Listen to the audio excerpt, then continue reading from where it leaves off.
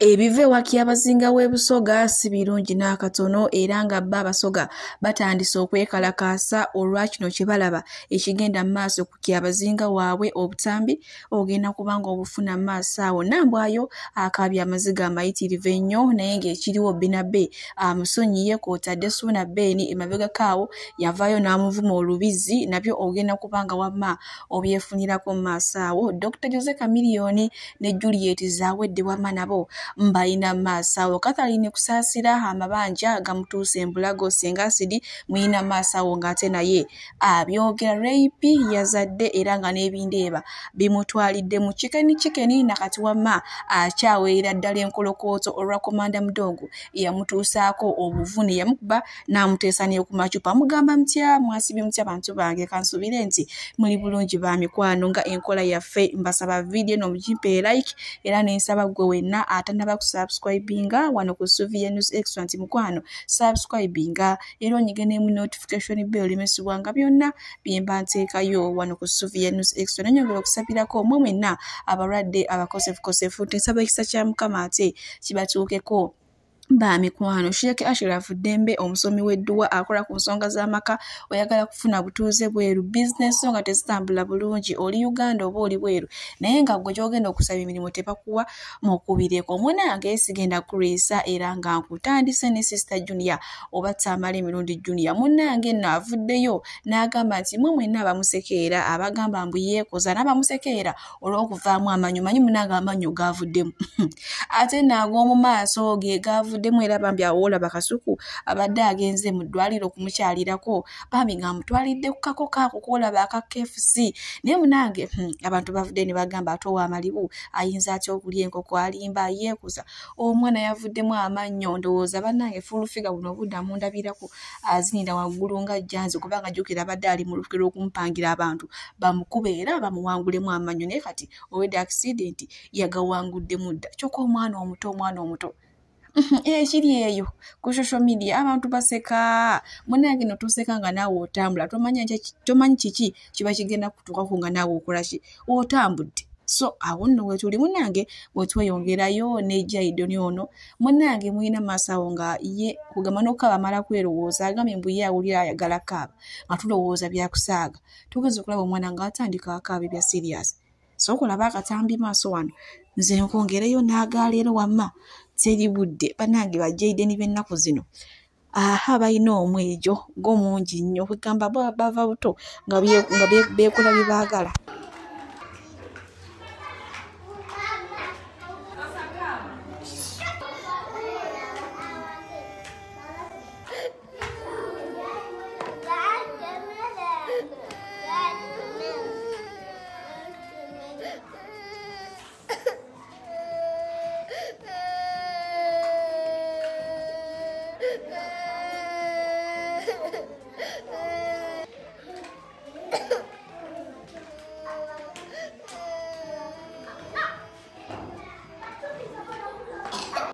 Ono ye Jaideni munnange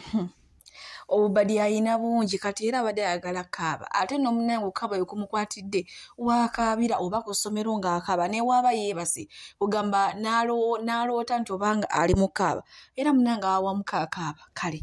wetuli munnange bwetweyongerayo ne Anteira mukyala wa SB4 wewaawo emabegako awo mwali mutandise okusala omugamba awo mbu munnange era abayawukanye Anteira yafunye omusajja omulala SB4 ayagala Mama Fiina ne munnange twebaza Mukama nti omukwano gwabwe gukyaliwo era guggumidde entende okitegedde ekintu ekyo kati nno waliwo era abaagala okugamba okuteekawo olutalo wakati wa Anteira ne Mama Fiina. Mama Fiina olunaku lw'ejjo yageze ne yeekwata ebifaananyi nga kugamba ng'alaze kabina kukka nga talaze maaso ne Anteira nayo olunaku olwaleero ne yeekwata ekifaananyi nga wookiraba naye nga alaze kabina talaze maaso naye bba abantu batandise dda okuteekawo olutalo wakati wa Mama Fiina ne Anteira mbu Anteira agezaako okukoppa Mama Fiina byonna byakola ejjukira balimu endowooza eri egamba nti SB4 ayagala Mama Fiina kyokka nga Mama Fiina alina omusajja we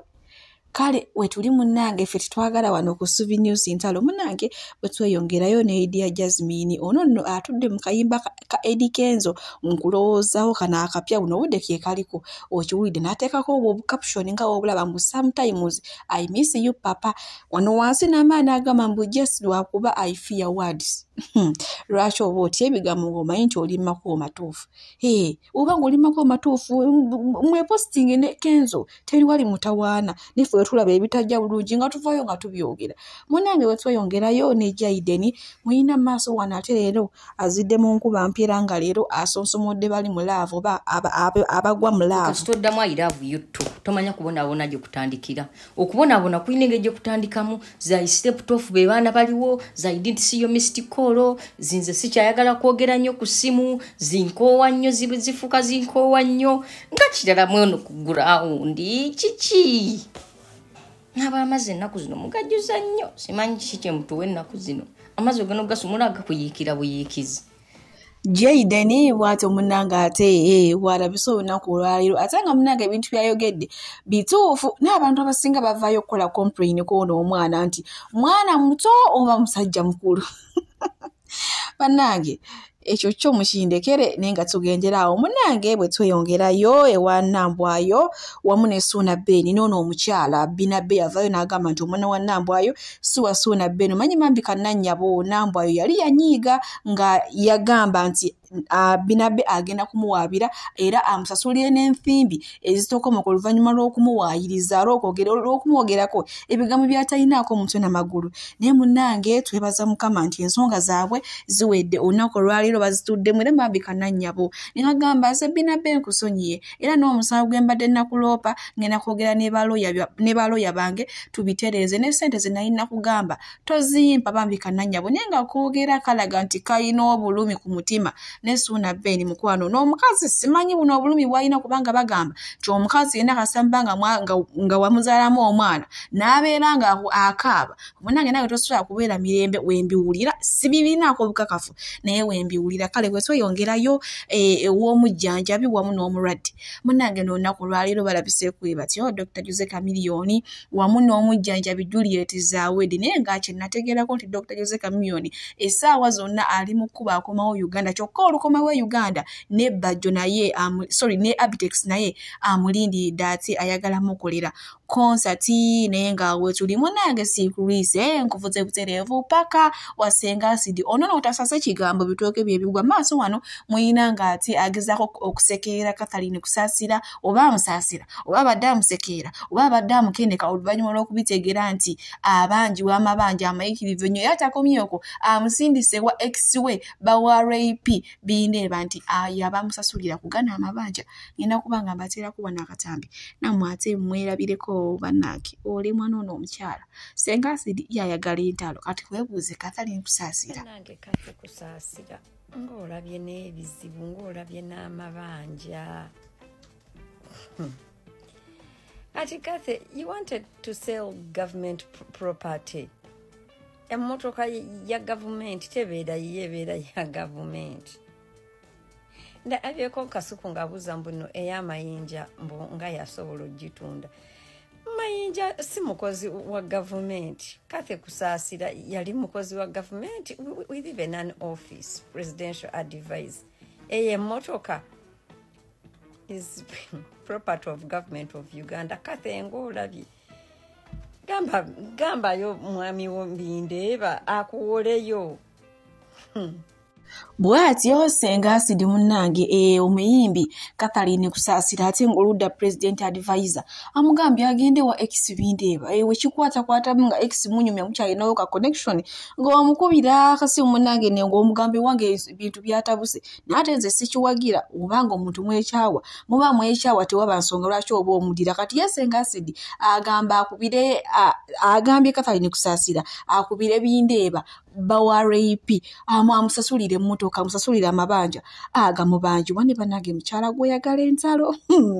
wamaze seyena kulwisa era nga nkubuze butereevu paka wa mukyala binde rape nakitso omanyi wano mwamugamba akasajja kayaye akasajja kabi akasajja tekakola ye nno munnange agamba agenda kufa n'ebinje era alikawefe wakuzaala balongo era nga bwenjogera munnange yazadde ono bebi waffe ono yamuzizzaako ne maama omwana yamuzizzaako nga n'omumakati gunnaba kuwera bannange kituufu nno Binde maze okulaba rape agendera ku kigambo ekyo kubanga yatugamba agenda kuzaalira Bindeeba buli mwaka ate era yakikoze 2024 yali alina olubuto 2023 ng'alina bannange omukazi muleka azaala era nga mu kiseera kyeki Mary Flavia Namulindwa ng'abuuzaako ku bantu be era ng'ategeezezza nti abantu b'eggomba essaawa yonna agenda kujja ate abakiikirire katumulabe ate ezigenda okuba kampeyini bwona amala onoozinziriza kabata obugalo sinafuna mobile money kati obugalo sibulaba amaaso tegalaba kujja koja agenda kwaka bati obadde ki koja tweyanzanye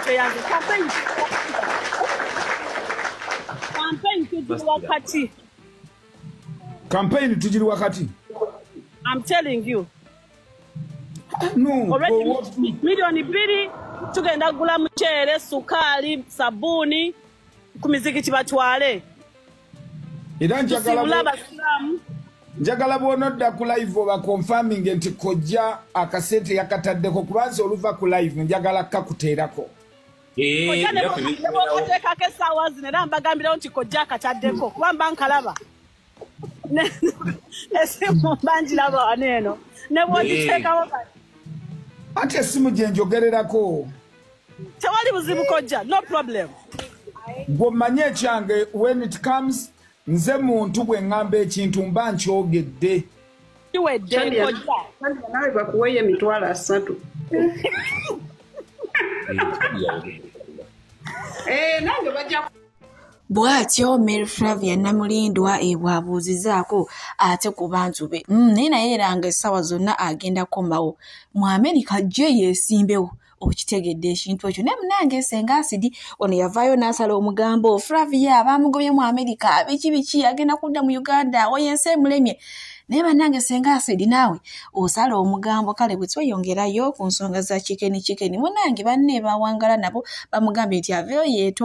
yeetondera abantu olw'okuba nti yabalimba ate aveeyo akiriyalinge eyakulinya lya Liane Skin yattatta nambo kuba bamubba ekikonde kimu ate nga tekyalimu bukyali tekirina n'amaanyi kugamba agasobola omutuusaawo okujja okwogera ebyo ebigambo byonna saako n'okumwebasa mu ddwaliro ennaku 2 ngenda kubanga batuusako wano akatambi ate nze male nkongereyo naye nga byonna weebiri chikeni ye akyawera nkolokooto era ng'asabidde komanda mudogo essala gye bayita vaawo mpitewo twali tugamba ya pasita Bujingu eneesuseewo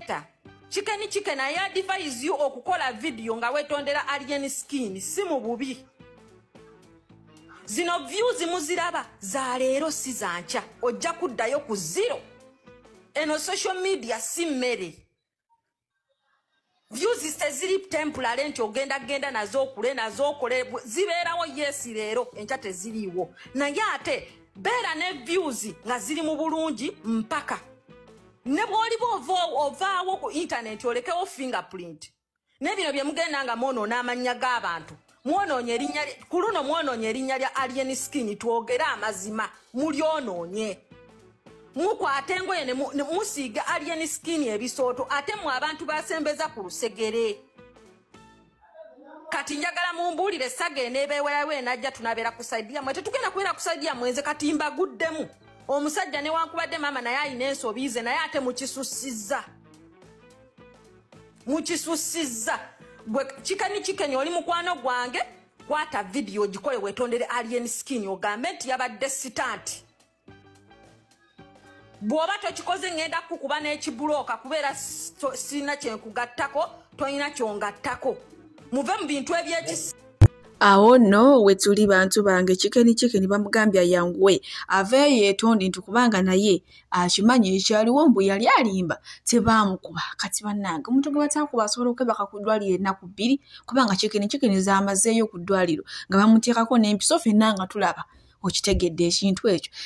abalungi abatuwuliriza era abatulaba olunaku olwaleero tukyaddeko ewa Sheikh Ashraf Dembe sebo sanyusa okubalaba amannya agange yezeseeka Ashraf Dembe akola ku bizibu by'enjawulo omuntu singa aba alina ebirwadde musomereddwa tunywa amazzi ga lukuya nga bw'obadde ogalaba tugenda abantu ku kyoto ne twokya emizimu emibi egibabaamu n'okulomba edduwa abantu singa abeera ng'ali wano atuuse nsobola okumulombera edduwa ne waba atatuuse nga mpadde amannya ge naye ng'ali wala neetaase enamba yange yeeno eri 0707363711 nammwe bannyinaffe abali ebweru oyagala okuba nti oyagala okulombera ku dduwa ng'olina ebizibu viza zibuze amaka gakolongotana sente zikola zimpita mu ngalo ojja kumpeereza ekifaananyi kyo n'amannya go ebyo byokka bijja kummala nja kukulombera edduwa ojja kutereera olunaku olusembayo mu mwezi mba n'edduwa eyawamu ffenna n'abalwadde bange abakadde n'abapya. Salaamu alaikum warahmatullahi wabarakatuh. bwe tweyongerayo ne Kyabazinga w'e Busoga munange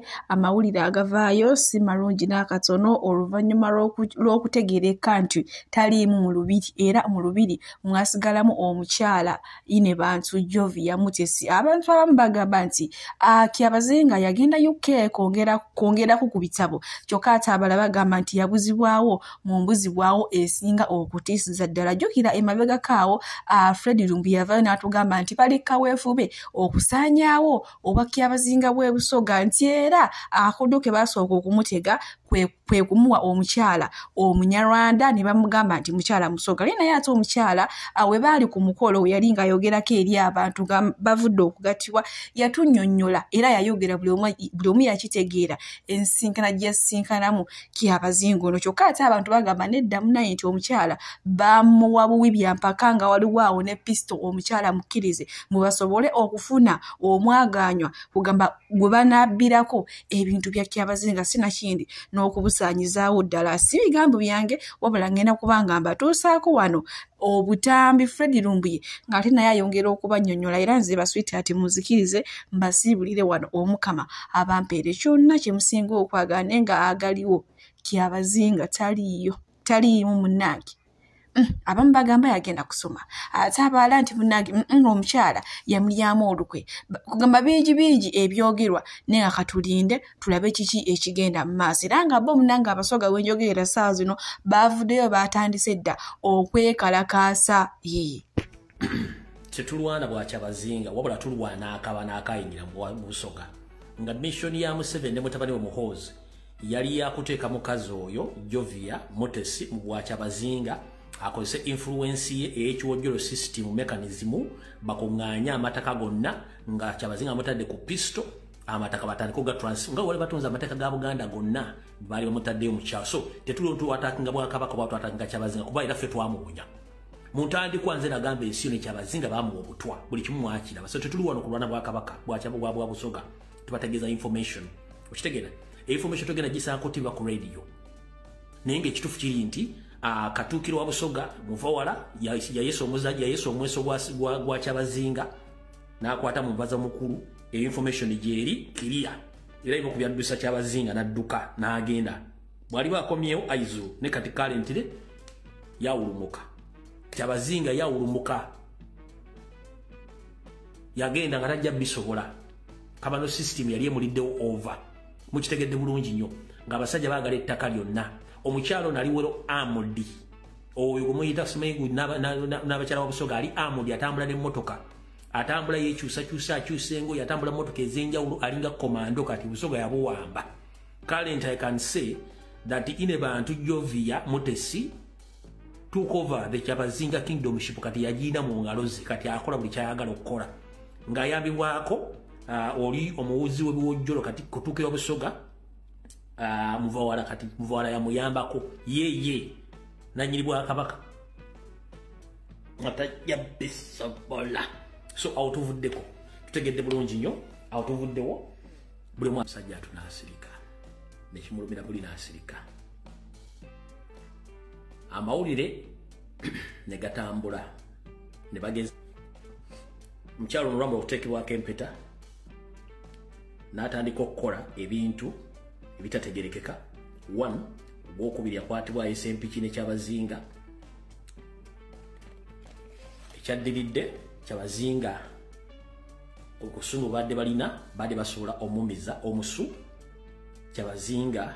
n'agamba nti ewanye waawo n'abinyika mu nsuwa n'ava mu bwakabaka bwa Busoga n'abinyika mu nsuwa. Gwe wenna amanya eddoboozi lino lyengenda okuzannya liri wakati wa munnamawulire bwe badde batiisatiisa obutafuna information eyo olw'okuba ali mu Uganda ne batuuka n'omugale bamu miliyoni 10 eza Uganda ave ku information eyo